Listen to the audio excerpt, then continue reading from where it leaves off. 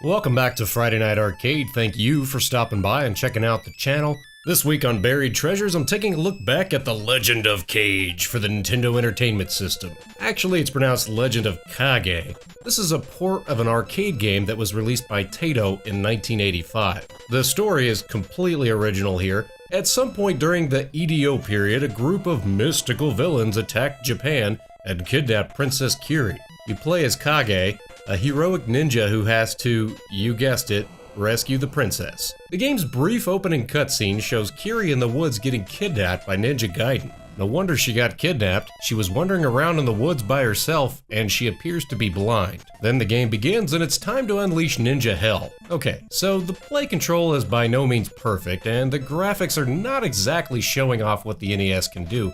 But hey, it was early in the Nintendo's life cycle, so I can forgive that. Actually, the thing that struck me about this game was the unique play control. When you control Kage, A swings your sword and B throws your projectile weapon, an unlimited array of throwing stars that you can fire off in any direction if you're up in the air. If you press up on the D-pad, Kage jumps, and jumps, and jumps.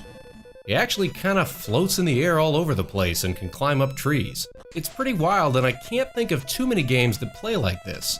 It's similar to Ninja Gaiden, but different. In Ninja Gaiden, you have projectiles, but they're limited to how much ninja power you get. But here, they're unlimited. And Ninja Gaiden's levels go all straight left or straight right, but here you can actually climb quite a ways up in the trees.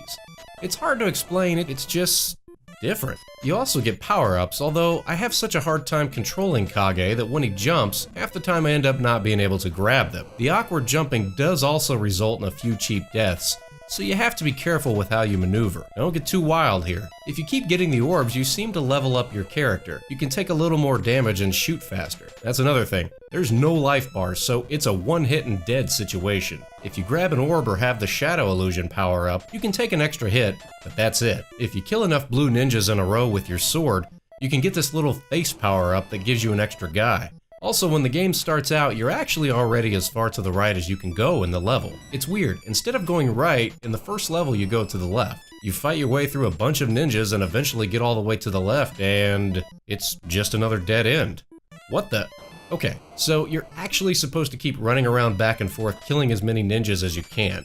Keep killing the red and blue ninjas until the blue monks show up. Kill 3 of those guys and then grab the scroll that kills everybody on the screen. Then eventually you have to fight a red monk who shoots Bowser's fireball. Kill the red monk and then you can break the curse over the forest and move on to the next level. There's some more video game crypticness near the end. After you enter the castle and free the princess, it seems like you make your escape back through the woods. However, I'm thinking maybe Kage needs to go back to ninja school because the princess ends up getting kidnapped again when she's walking right behind you.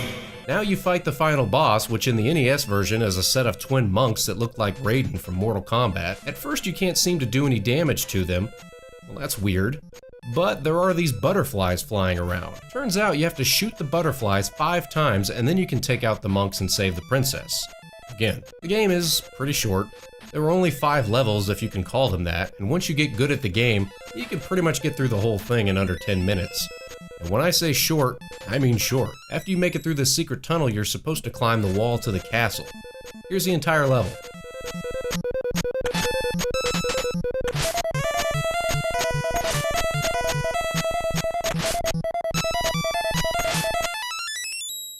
That's it. And that one song just plays on a loop for the whole game. Also, once you save the princess, the game starts you back in the forest level. But now it's a different season? So apparently there's summer, fall, and winter. It looks like they just did a palette swap though. I didn't see any difference in gameplay and wasn't motivated enough to play through the levels again. In spite of all that though, I still feel like this game is worth a look.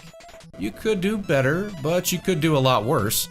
It's kind of fun just floating around all over the place, cutting up bad guys with your sword and flinging ninja stars in every direction. It's just different from your usual platformer. If you missed this game growing up and just want to try something off the wall, see if you can dig this one up somewhere. Just don't pay more than a couple bucks for it. It also may be worth seeking out the original arcade version if you can find a way to play it. There are also versions of this game on the Amstrad CPC, the Commodore 64, the ZX Spectrum, and there's some remakes and re-releases on the Virtual Console. There was even a sequel to it at one point. Well, that's all for now. I'd be curious to know if any of you played this game. Did you play it as a kid growing up, or did you find out about it recently? Let me know if you played Legend of Kage and what you thought about it in the comments below.